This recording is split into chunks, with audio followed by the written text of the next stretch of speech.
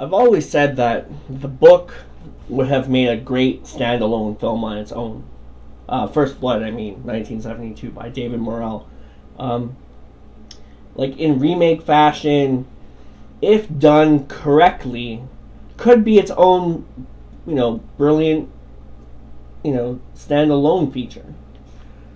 You could easily go word for word from that book and get a completely new feeling film. If done right, it would come out both eloquent and beautiful. It really does have its own charm, and you could actually make this into a trilogy. If the novel was utilized perfectly, you could easily tame a 90-minute feature, followed by a 2-hour feature, then a 3-hour feature, out of this. One of the things that make this book amazing is its cinematic quality, and that it concentrates on all of its surroundings within its own world. And if you go back and listen to my review of the book, I could see a trilogy in the form of like episodes 6, 7, 8 for a debut movie to start with, and then episodes 9, 10, 11, 12, and 13 for an action-packed sequel, then finishing it off with like episodes 18, 19, 20, 21, 22, and 23 would make for a great adrenaline-filled trilogy piece. By using the book as a script, you could have a new mega blockbuster trilogy, hands down, I believe, anyway. And excuse me, sorry. Like film the entire thing in one shot, and then release them separately, every 3 months. And at the end, build a box set for its, release almost 9 months to a year later. You can keep it all practical.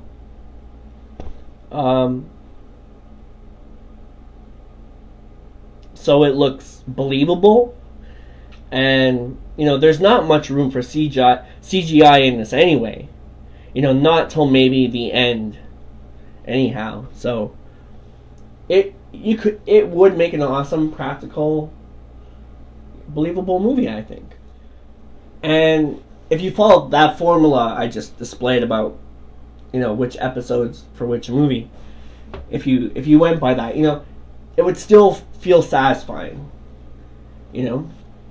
Like with the end of the first one, how Rambo would be like, have to go through that really horrific ordeal in the police station and run off into the woods all naked and stuff.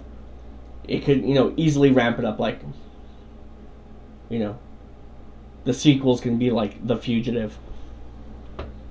And the sequel, at that point, would have a really great rounded out feeling at the end of it. And of course the trilogy piece as well would be pretty insane. There's so many scenes that could be done practically that could just rock this, like the sleight of hand effect, like the hailstorm scene when the posse is coming after Rambo through the rain and the hail and everything's black. It's like pitch black out and we can only see them through the lightning. That would be awesome. Or the scene in the mine, to have like a big stretch of scene stretched out where the theater is in complete darkness, and just hearing the things that are going on in that mine, that would be amazing. I kind of think of it as like, in Kill Bill when Uma Thurman gets buried and it's dark and you just hear what's going on outside. Like, it would really amp up the paranoia and, the suspense to a whole new level. Anyways, in my opinion, I would think that would be amazing to see. I would also love to see those flashback scenes of Rambo and Nam, and the mud scene where he comes up out of the ground, where he like encases himself in the ground, in the mud, and in the tree roots, and the grass and the moss and everything. I think that'd be really great to see. So there's awesome chances at great practical makeup effects in this movie too. Like, you could have some amazing makeup effects in this movie, not just taking into point the grisly demises of everyone else, like all the guts exploding and the dog scenes and all that. But Rambo 2 is pretty shredded. He's pretty fucked up and broken apart, with just the will to fight the war left. There's a point where they refer to Rambo's looking at his injury from his broken ribs. They're all mashed up, and he's playing around with it, almost like it's a tumor popping out of his body, and he's like playing with it, trying to set his insides right. One side of his hair being cut off and one side of his beard being cut off on the opposite ends, and that hole through the body he gets when he gets shot later on, when you can see the ribs through it and everything. Not to mention the head explosion scene at the end, or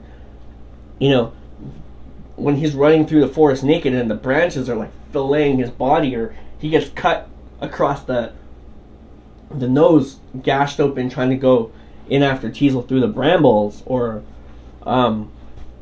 there's that scene where he's hanging onto the cliff and a piece of shrapnel hits him in the face when they're trying to shoot him while he's hanging on the cliff, and it like rips a part of his face off. There's some huge things here, like, wow. And for the most of it, I would say make it a timepiece, like a time era, like an era piece movie. Like, actually go back to the 70s and use the same styles, and I think it would make for a really great viewing experience. I want to see Rambo's head all cracked open from that car accident at the end with practical effects. I don't want to see that shit in CGI. But you know what? If you're going to go CGI, at least play it on the Hunger Games kind of thing a bit. Like, CGI in that wasn't horrendous, even though the CGI in the first movie did kill it for me, but whatever. Hunger Games kind of reminds me of First Blood in a way. Anyhow, so this brings us to who could be Rambo if a remake was in fact issued. And I have 3 stories to tell you about 3 possible candidates. And here they are. So number 3 is, and a lot of people are going to give me shit for this one, but when I was first reading First Blood the first time around 2000 something, maybe 2001, I had been on a binge of watching that movie Summer of Sam by Spike Lee over and over and over. I would have thought back then Adrian Brody would have made a great Rambo, because that SOS movie really showed a lot of his darker acting capability. And anyway, however, after I saw the movie Predators, with great anticipation, I might add, but after I saw that movie, I kind of changed my mind.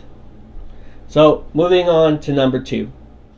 How about John Leguizamo as Rambo, from Summer of Sam? Because he kind of looks like Rambo from the book. The picture of Rambo in the book kind of looks like John Leguizamo. But anyway, no more joking, okay? With all seriousness, let's move on to number 2.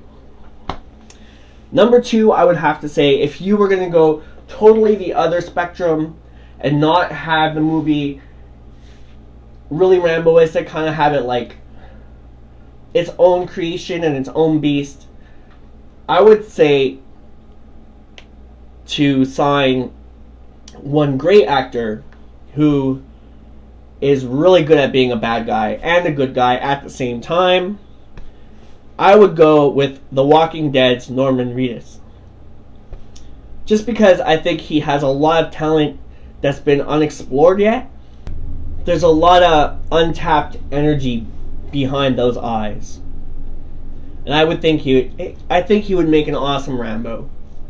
You know, if you were going to that other spectrum, if you wanted like no connection to make it look like the old Rambo, if you wanted to do something totally new, I would say him.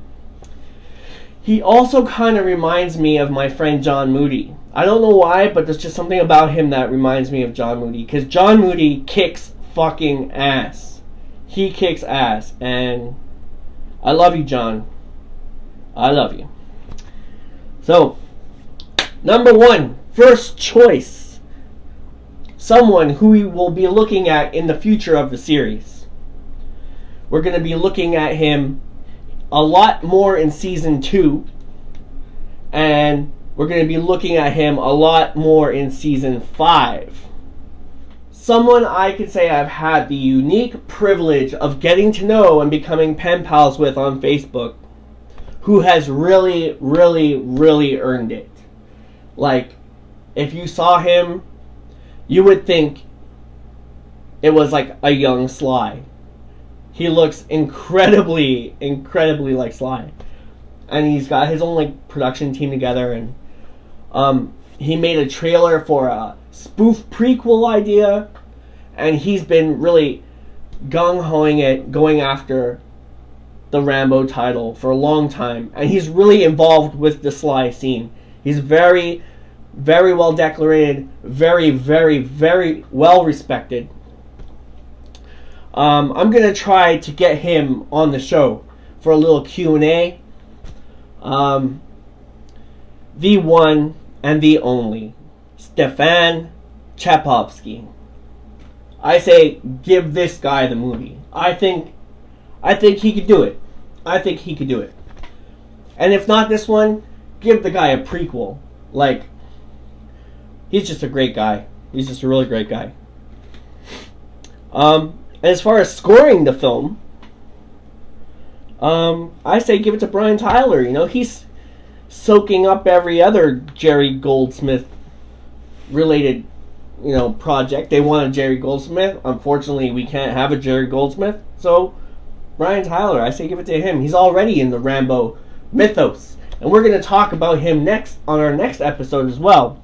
So, I must conclude that if it was remade word for word from Morell's Bible, it would be both extreme, controversial, and groundbreaking.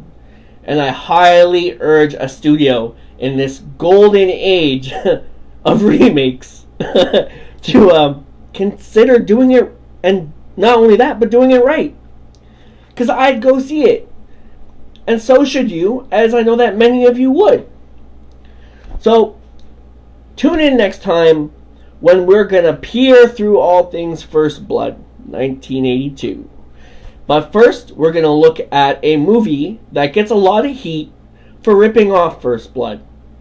The very underrated The Hunted from 2003. And like I said, it's unjustifiedly tortured because, you know, well, you'll just have to wait until the next review. Because I think it's very unfair that they pick on that movie. So with that, in the meantime, I'm going to try to set something up with Mr. Wildman Beyond, so we can bring him on the show, because I would love to hear his thoughts on these subjects, as well as many other great subjects. And I will be seeing you guys soon, and have a really, great week. And it's snowing like crazy here, so if you're in snow climate right now, stick it out with me, baby. Stick it out. And I also want to give my my nephew Kobe a shout out. Love you, Kobe. So we'll see you next time. Bye.